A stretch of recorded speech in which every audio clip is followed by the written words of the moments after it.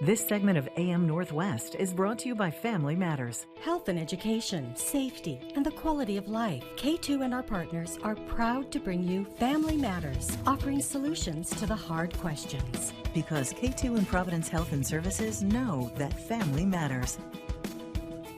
Thanks for watching AM Northwest. You know, less than a third of pregnant women have received the COVID-19 vaccination, despite the fact that they're at high risk for complications if they get the disease. Here to share more about the CDC's new warning for pregnant women, we welcome the Senior Medical Director of Women's Specialties for Providence, Dr. Judy Marvin. Good morning, doctor.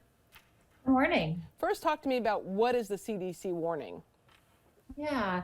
So the CDC last week came out with what they called an urgent warning, advising pregnant women, those women who've recently had a baby and women who are considering pregnancy or anticipating pregnancy to become vaccinated. And why? Yeah, so vaccination helps to protect against severe COVID disease for everyone. But this is especially important for pregnant women because they are at increased risk of having complications of COVID. So if a woman is pregnant, she is at 2 to 3 times higher risk of developing severe COVID.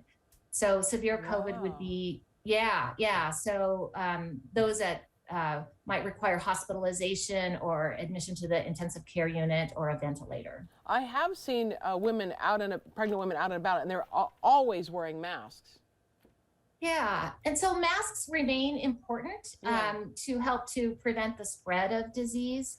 But you know, as we know, even those who adhere to mask guidelines, there still is a risk of contracting COVID. And so for that reason, becoming vaccinated is important to help to prevent the severe disease. What have you seen in your clinics? Yeah, so we have certainly seen many pregnant women who've developed COVID. We test all women who come into the hospital, and so that's given us kind of a nice kind of trend over the last 18 months. And we're seeing, kind of a fairly steady rate, which dramatically increased over this recent surge in the past 2 months. A dramatic rate in pregnant women getting COVID? Yes. This is among pregnant women. Oh, wow. Yeah. And so as the number of women getting COVID increases, then we've also seen an association with that, a higher number of women who have needed treatment for that severe disease. So needing to be admitted to the hospital for it, receiving oxygen, and occasionally being admitted to the ICU and needing mechanical ventilation. What have been the misconceptions that pregnant women have about getting the vaccination? Yeah, well, I think, when the vaccine came out, several months ago, it's every pregnant woman's instinct to be cautious. And so I think people just, very naturally kind of sat back and said, well, I don't want to be the first to do this. I want to be, as careful as I can because of the baby. But now we are several months down the road. And as of the end of July, the CDC reports that over 139,000 pregnant women have received the vaccine. And so that's given us a really nice chance to develop some experience with it and have a better understanding of, how does it impact pregnancy?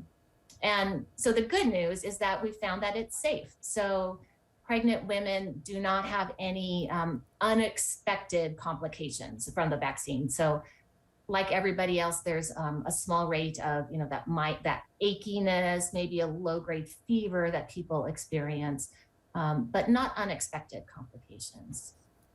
We're not seeing any complications from the baby related to the COVID vaccine.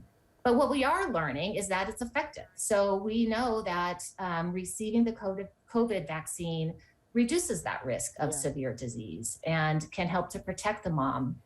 The bonus in it is that it helps to protect the baby too. So these antibodies against COVID that the mother makes in response to the vaccine, they actually cross the placenta. And so the baby is born with these antibodies and a natural built-in protection against COVID. Oh, that's fantastic. And then additionally, if the mother breastfeeds, then those antibodies are transmitted through the breast milk as well.